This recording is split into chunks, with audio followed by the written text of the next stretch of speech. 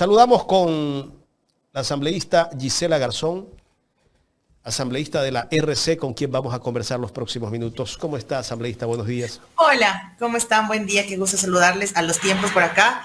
Bien, desde la capital a un ratito de salir al pleno, pero bueno, aquí estamos listos para conversar. Asambleísta, quiero entrar antes de ir con la coyuntura legislativa, con este tema del alza de los precios de las gasolinas. El ministro de Economía dijo ayer o antes de ayer en una entrevista que al país le conviene importar combustibles antes que refinar. ¿Qué criterio merece usted? Primero quiero hacer un paréntesis antes de responder su pregunta, porque nos levantamos con la novedad que hay un decreto presidencial que reduce el ICE, el impuesto a los consumos especiales, y eso significa reducir el impuesto a la compra de armamento. Me parece que en este momento coyuntural de la violencia es irresponsable hacerlo, además, en este momento. Es una cuestión no solo del crimen organizado, sino incluso de la estructura del acceso al armamento con una facilidad impresionante. Y una de las cosas que, por supuesto, nos pronunciaremos en los próximos momentos será alrededor de eso en la bancada. Eso por un lado. Por otro lado, venían construyendo esta narrativa alrededor del precio de los combustibles desde hace varios días, y por eso lo alertábamos respecto a la intención de la eliminación del subsidio, porque además, ahora que hemos revisado con detenimiento el acuerdo con el Fondo Monetario, la carta de intención con el Fondo Monetario, el gobierno se compromete a hacer varios ajustes de esa índole para digamos, corroborar, ratificar la buena voluntad, entre comillas, del gobierno ecuatoriano con el Fondo Monetario. Y nos mienten en varios frentes en ese acuerdo con el Fondo Monetario, diciendo que van a invertir en lo social, por ejemplo, cuando es claro que no se puede, porque para ese tipo de inversiones se necesita fondos del Banco Mundial, no del Fondo Monetario, y una serie de elementos de índole jurídico que no van a poder cumplir con base en lo que dice el fondo. Es decir, están edulcorando las cosas desde el fondo para una realidad que la vamos a empezar a palpar en nuestro país. Y nos han dicho también a través de diferentes narrativas mediáticas que la gasolina de nuestro país es muy cara, luego que es muy barata, luego que hay que cambiar, luego que solo van a ser 25 centavos nomás, que no va a ser nada más de 25 centavos nomás para la gasolina extra, y luego que hagan un listado los compañeros del transporte porque ellos van a recibir una compensación, ese subsidio. Es decir, están tratando de ponerle una cara bonita a una decisión que tiene de fondo lo que sabemos desde nuestros abuelos, y es que si sube la gasolina, sube todo, y en un momento donde la economía no solo que no está creciendo, sino que está estancada, y que además como país estamos endeudados como nunca antes. Nosotros tenemos capacidad para pagar $100, digamos, mensuales, y estamos endeudados para tener que pagar $4,000 mensuales. Más o menos esa es la relación entre lo que tenemos capacidad de endeudamiento y lo que tenemos capacidad de pago. En ese contexto y en esa situación, la economía no puede seguirse sometiendo a la intención únicamente de una carta con el Fondo Monetario. Y por eso es que nosotros desde el tema del incremento del IVA les decíamos, señores, por ahí no es. Señores, por ahí no es la alternativa. Paguen ustedes lo que deben. Usted, su grupo, sus amigos, señor Novoa, paguen lo que le deben al Estado, paguen impuestos, dejen de sacar la plata del país. Pero no pasó así. Y entonces lo que están haciendo al día de hoy es cumplir la carta cabal, lo que se comprometieron a hacer con el Fondo Monetario. Estamos dialogando con la asambleísta Gisela Garzón, asambleísta de la Revolución Ciudadana. Ahora sí, entremos al tema de la asamblea, lo que podría pasar el día de mañana. La jueza Daniela Camacho le ha dado 48 horas a la asamblea para que se pronuncie respecto al levantamiento de la inmunidad parlamentaria, la inmunidad a la vicepresidenta Verónica Abad. ¿Cuál va a ser la postura de la Revolución Ciudadana? Bueno, la bancada va a dar una rueda de prensa a las 9:50 más o menos, donde estableceremos algunos otros escenarios adicionales en este contexto legislativo que nos encontramos, pero me voy a permitir hacer yo un análisis particular de este contexto antes de hablar a nombre de mi bancada, porque, insisto, habrá un pronunciamiento oficial de todos y todas a esa hora de la mañana. Me parece que es irresponsable en la situación del país que se utilicen las instituciones del Estado para discernir un problema político de una organización, ahora denominada ADN, que hasta hace semanas no era ni siquiera partido político. Es decir, están utilizando la fuerza del poder del Ejecutivo, del Estado, sus vínculos en la justicia, para presionar a una vicepresidenta que les resulte incómoda. La pregunta es, ¿por qué no se decidieron por otra vicepresidenta antes? ¿Quién la hizo vicepresidenta? ¿Noboa la conocía? ¿Sabía cómo eran? ¿Sabían que no se iban a llevar bien? ¿Qué pasó? Esa es también la pregunta. Están utilizando y pretendiendo que la Asamblea se meta en un problema del que no tenemos nada que ver. Verónica Abad no nos corresponde a ninguna de las bancadas, no es nuestra militante, no es parte de la Revolución Ciudadana como ni siquiera digo erróneamente, sino malintencionadamente pretendió hacer creer el presidente en lo absoluto. Entonces utilizan todo lo que debería estar al servicio de los problemas de la gente para solucionar unas diferencias que el presidente y su vicepresidenta no han sido capaces de solucionar. No conocen la terapia, no conocen los mediadores, no conocen los interpelantes, no conocen nada, no conocen nada. Es decir, ni siquiera han sido capaces, o al menos eso parece, de solucionar sus propios problemas, de subsanar sus propias diferencias por las vías correspondientes, y entonces escala a la justicia y de la justicia a la Asamblea. Yo lo decía también hace unos días en consulta de los medios. Esta misma celeridad hubiésemos querido ver para que se le levante el fuero de corte de inmunidad a Guillermo Lasso cuando se investigaba el tema de León de Troya y el caso Encuentro. Esta misma celeridad se necesitaba porque, en efecto, la titular de la Fiscalía es una autoridad que puede decantar en investigaciones a quienes gozamos, incluidos los legisladores, de fuero de corte nacional. Por eso es que tenemos fuero de corte y quienes nos investigan por fuera de lo político también con fuero de corte. Esta misma celeridad no hubiera sido buena en el proceso de enjuiciamiento político y entonces quizás se hubiese anticipado la muerte cruzada y no se hubiese utilizado toda la fuerza del Ejecutivo alrededor de esta investigación. ¿Por qué si son céleres para una cosa y no para otras? Y adicionalmente a todo lo que he mencionado, casualidad, llega a Daniela Camacho la investigación. Daniela Camacho, la misma jueza que en 17 días despachó incluida la casación del caso Sobornos y que sentenciaba por influjo psíquico al compañero Rafael Correa. La misma Daniela Camacho que es bastante ágil para unas cosas y bastante demorada para otras y que no tiene ningún problema ni ningún inconveniente tomar posturas políticas en procesos donde nada tienen que ver. Y me atrevo a anticipar que el criterio que el compañero Rafael Correa publicaba en su cuenta social de X es un poco lo que será nuestra postura. Y es que en un país con Estado de Derecho, con institucionalidad sólida, lo que deberíamos hacer es levantar el tema, que haya una investigación, que se pruebe en los espacios de la justicia correspondientes y que se demuestre o no culpabilidad, ¿no? Porque al final la presunción de inocencia es un derecho. Pero en el contexto en el que estamos es prestarnos a un juego político del que no tenemos nada que ver y debemos dejar absolutamente clara nuestra postura alrededor de la denuncia recurrente que hacemos de la crisis institucional que estamos viviendo y multidimensional que estamos viviendo. En este panel me acompaña Gustavo Jiménez, que también tiene inquietudes para usted, asambleísta. Gustavo, buen día. Buen día, Jaime. Buenos días, asambleísta. Un gusto tenerla aquí en Los Especialistas. Hay una inquietud que salta a simple vista, especialmente quienes hacemos comunicación. La Fiscalía se pronuncia en el tema Verónica Abad justo después de que TC Televisión, medio incautado, manejado por el gobierno, resaltara sobre una supuesta denuncia de Troll Center manejado por la vicepresidenta de la República. ¿No es posible quizás que exista una interferencia por parte del gobierno que maneja TC Televisión, porque ahí sabemos muy bien quién está a cargo de TC Televisión, para llevar a este entuerto político entre presidente y vicepresidenta? ¿La Asamblea podría hacer alguna investigación al respecto? Porque entiendo que se le ha pedido por parte de la vicepresidenta una aclaración a TC o una disculpa y TC parece que la va a dar. A ver, nosotros como legislativo en ese tipo de cosas de índole jurisdiccional no entramos, es decir, nosotros no podemos cuestionar la decisión de asignarle un delito, de investigación de un delito o no, pero desde el tema del sector público y la responsabilidad de los medios me parece que sí. Y solo tiene que venir de la mano con la necesidad de volver a poner en el debate una normativa para el ejercicio de la comunicación, sin que cuestionar la libertad de expresión, algo que no está en duda, ¿no es cierto? La libertad de expresión es una cuestión que la vamos a defender siempre, pero ha quedado claro que los medios no llegan a tener ese nivel de tino, de responsabilidad como deberían en estos contextos en los que nos encontramos. Entonces, eso por un lado. De allí se establece una narrativa y me parece que justamente es este ejercicio de establecer juicios a través de los titulares, es decir, queda a un lado la investigación judicial, no importa el proceso, y el titular sentenció y la persona es culpable, ¿no? Y debemos estar, digamos, siempre del otro lado de ese tema. Ahora, en este conflicto acaban involucrando también a la bancada de Construye. Y allí es digamos, este boomerang, ¿no?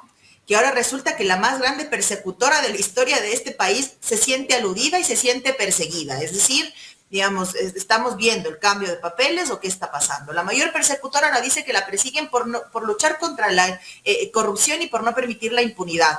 Famosa impunidad de la que ella no solo goza, sino ella y su círculo. Porque, digamos, tienen ahí un blindaje, no acabamos de entender a qué nivel y hasta dónde. Entonces, más bien me parece que hay que leerlo en contexto. Es el uso de los medios de comunicación públicos, sí, pero además la construcción de una narrativa alrededor de la conveniencia del presidente de la República para él ser el ganador de la pelea con su vicepresidenta. Mientras la gente se sigue muriendo y mientras esta semana una niña, sí, en el baño de su casa, de la balacera que estaba pasando en su sala, y le llegó una bala perdida y se murió. Y me parece que tampoco debemos perder perspectiva de eso. Quieren que dejemos de hablar de esto que sigue pasando todos los días. Y eso no puede pasar en un momento donde o nos sensibilizamos en este tiempo preelectoral para que incluso la elección que tomemos de la próxima presidencial venga de la mano con soluciones reales, o caeremos en el juego al que nos quiere meter el gobierno e incluso sus aliados ideológicos, porque a la final, cuando de defender sus intereses se trata y de ponerse en contra de la gente, la derecha siempre acaba encontrando el camino para juntarse. Si la Asamblea da paso al juicio a la vicepresidenta, entonces le da motivo especial al presidente de la República para poder decir pues, que ha abandonado el cargo. La Constitución también prevé que si el presidente o la vicepresidenta piden permiso a la Asamblea para poder ejercer cualquier situación, sea de defensa o sea de otro tipo, no se debe tomar como una ausencia. ¿Podría ocurrir esto el caso, que la vicepresidenta le pida a la Asamblea una... No, aquí hay un contexto distinto porque esta vicepresidenta no tiene funciones. La única función que tiene es estar en Israel. Ni siquiera tiene determinadas qué son las cosas que tiene que hacer en Israel. No hay una clara especificación respecto a eso. En cuanto al vicepresidente, digamos, al presidente tiene otro criterio, pero la vicepresidenta no tiene funciones, no tiene una evaluación, no podemos dar un seguimiento cierto de qué está haciendo o no. ¿Qué es lo que nos preocupa en este momento de cara al proceso electoral, por ejemplo? Y eso lo planteábamos desde el Grupo Parlamentario por los Derechos de las Mujeres. La Constitución es clara respecto a que si el presidente sale a ser candidato, asume su vicepresidente el tiempo de campaña. Que un poco sucede lo mismo en la Asamblea o sucede lo mismo en las alcaldías, porque la ley es clara respecto a que si buscas el mismo cargo no tienes que renunciar, pero el tiempo de la campaña tienes que encargar y acogerte a la licencia sin remuneración para poder hacerlo como corresponde. Supongamos que la Procuraduría General del Estado le dice a Noboa, no, ¿sabe qué? Este no es un periodo completo, usted no es presidente 4 años, sino año y medio, porque hubo una muerte cruzada y entonces no aplica lo mismo. Significa entonces que también para los asambleístas va a ocurrir lo mismo y en adelante para alcaldes y prefectos lo mismo, es decir, no van a tener que pedir licencias y no van a poder ser prefectos y candidatos a la vez, no va a haber justa medida en la competencia, no va a haber justa medida en el proceso electoral y entonces va a ganar el que tenga más fuerza porque va a ser presidente y candidato a la vez. En ese contexto nos postulamos o nos planteamos alrededor de la defensa de la alternancia y la paridad. ¿Qué fue lo que pasó cuando en su momento se candidatizan el presidente Correa y el vicepresidente Glass? Los dos. El presidente hizo un encargo a una de sus ministras, que en ese momento era la encargada de la Secretaría de Planificación del Estado, y ella asumió el gobierno el tiempo que presidente y vicepresidente estaban en campaña. Es decir, ya hay jurisprudencia para el tema. Pero están tratando de darle la vuelta de tal forma que Noboa sea presidente y candidato a la vez, porque no confía en su vicepresidenta. Nosotros, con todo el cariño, no nos importa eso. Nos importa que se respete la Constitución. Cómo ellos resuelvan sus problemas es su asunto, no el de los demás. La Constitución no es una plastilina que se adopta o se adapta a las formas convenientes del momento. Y bajo ese parámetro estamos planteando varias posturas, al menos desde nuestro lado de la bancada y desde nuestros grupos de participación legislativa. De allí a que podamos autorizar una licencia o no, al menos en el caso de la vicepresidenta, no es posible porque no tiene funciones. Entonces, ¿licencia de qué tipo? Digamos, no se ajustaría al argumento legal que tenemos en este momento. Pero es vicepresidenta, fue electa por los ecuatorianos, más allá de que haya sido designada a hacer su trabajo en Israel. Es vicepresidenta, así claro, se la reconoce, sí. Y de paso se la va a enjuiciar como vicepresidenta. Sí, pero hay allí un vacío legal, si cabe el término, respecto a que las funciones de la vicepresidenta dependen del presidente. Y eso quizás podríamos normarlo. En Argentina, ¿qué es lo que pasa? La vicepresidenta automáticamente pasa a ser presidenta de la Cámara de Senadores, por ejemplo. o el vicepresidente. Eso es una cuestión que podríamos pensarlo en un debate a posterior, porque allá son 2 cámaras, aquí es una, en fin, es un criterio distinto. Pero no se configura en este momento porque, insisto, no hay funciones. Entonces, este vacío legal puede interpretarse de diferentes formas. Entonces, ¿es viable que de enjuiciar a la vicepresidenta un ministro asuma el reemplazo del presidente? No, en ese caso hay un antecedente también, que fue lo que dolorosamente le ocurrió al país en el 2017. Digamos, el vicepresidente estaba siendo investigado en una causa, él decide y le pide a la bancada de ese entonces, yo lo recuerdo porque trabajaba con esa bancada, que autorice el levantamiento de la inmunidad porque pensaba que el sistema de justicia estaba en condiciones de darle garantías y debido proceso. No ocurrió, se determina abandono del cargo y la vicepresidenta lo pierde y, digamos, a la Asamblea le llega una terna para elegir un siguiente nombre. Ese es el contexto conforme el proceso jurídico establecido.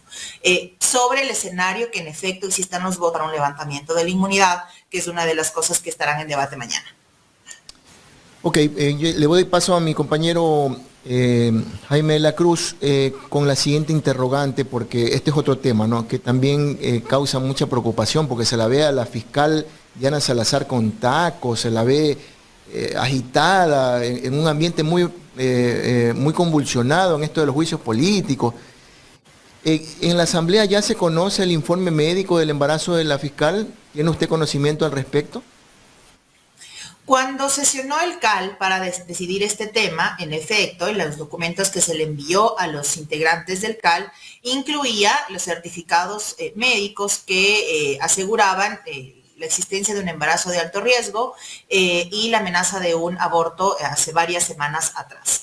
Esto está en manos del CAL, digamos, el CAL fue el presidente de la Asamblea es el que eleva la consulta a la Procuraduría y la Procuraduría da una respuesta. A mi criterio, bastante mala, bastante incompleta en términos de los derechos de las mujeres, porque en efecto ha habido una lucha histórica del derecho a la maternidad, de una maternidad en paz y demás, pero algo que yo decía particularmente es que, primero, no cuestiono el ejercicio de la maternidad, ni lo voy a hacer con la fiscal, ni con ninguna mujer que decida ser madre, porque me parece que no hay que confundir las cosas, y si algo particularmente yo he defendido siempre es que el político o el servidor público además tiene una vida privada y tiene un espacio privado donde toma decisiones, y eso no es de dominio público, pero lo siguiente es la celeridad con la que un frente de las instituciones del Estado tomaron postura para defender a una de ellas. Y eso es totalmente distinto al ejercicio de la maternidad, porque esa misma defensa sería importante que exista en temas como los que estamos hablando ahora, la defensa de la institucionalidad, la defensa de la elección popular, la defensa del voto popular.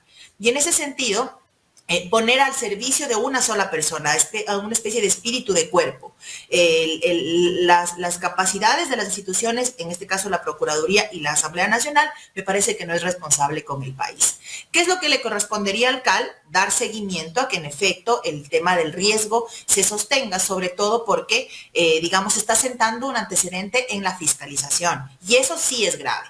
Por ejemplo, yo había desarrollado varios pedidos de información previos al curso del juicio político y varias de las respuestas han llegado y otras no. Sin embargo, la normativa es clara respecto a que tenemos 10 días para recibir esas respuestas. Y si esos 10 días no se cumplen, se eleva un proceso posterior. Vamos a poder entonces más adelante fiscalizar a otras funcionarias utilizando una condición que, si bien es un derecho, no puede ser instrumentalizado así. Va a poder, por ejemplo, más adelante la Comisión de Fiscalización investigar a Andrea Robo con base en un juicio político que está presentado, o si ella en ese momento está en periodo de gestación, no se va a poder. Si es que en ese proceso hacemos pedidos de información, ¿nos van a responder o no? Porque está suspendido el proceso de fiscalización, entonces, por lo tanto, se entiende que los pedidos de información también son de las cosas en las que no se piensan cuando la coyuntura es lo único que importa y cuando las decisiones que se toman son únicamente en caliente. Y eso sí es lo de fondo a mi criterio. Insisto, yo particularmente no voy a cuestionar jamás el ejercicio de la maternidad de una mujer y cómo decide enfrentarlo, mucho más si es de riesgo, como aparentemente ocurre acá. Pero lo que sí me preocupa son las implicaciones de fondo en un momento donde la institucionalidad no solo que está frágil, sino que además tiene que ser sostenida por quienes construimos las leyes para que se sostenga. Y si en ese contexto no estamos nosotros en condición de hacerlo así, pues entonces va a ser mucho más complejo. Asambleísta, lo correcto no era que la fiscal pida licencia por maternidad, no solamente que le suspendan el juicio político, sino que pida licencia por maternidad Porque incluso la hemos visto a ella, no sé si esos videos son actualizados, que va a las audiencias con tacones. Sí, es un escenario, es un derecho que tiene como funcionaria, así como entiendo a subrogado en otros temas al fiscal Toainga, que ha sido quien ha llevado adelante procesos de pedidos de sanciones y demás. Sí, es una posibilidad, es una alternativa que tenía y tiene como funcionaria, un derecho que tiene como funcionaria, pero nosotros tenemos un criterio de la Procuraduría que entiendo es lo que le hizo al CAL tomar la decisión que tomó. Y ese criterio se vuelve vinculante. De allí que el CAL responsablemente tiene que dar seguimiento a su decisión, sí, y es una de las cosas que exigiremos nosotros y mucho más en el caso de nuestra bancada como proponentes de este proceso de juicio político. En este momento no se podría activar nada más, digamos, en este momento, porque está en curso otro juicio político. Está en curso el juicio político en contra de Wilman Terán, Maribel Barrero y Javier Muñoz, ex integrantes del Consejo de la Judicatura. Y normativamente, mientras un juicio se desarrolla, no puede desarrollarse otro. Pero sí estaremos pendientes que el CAL dé un seguimiento a su decisión.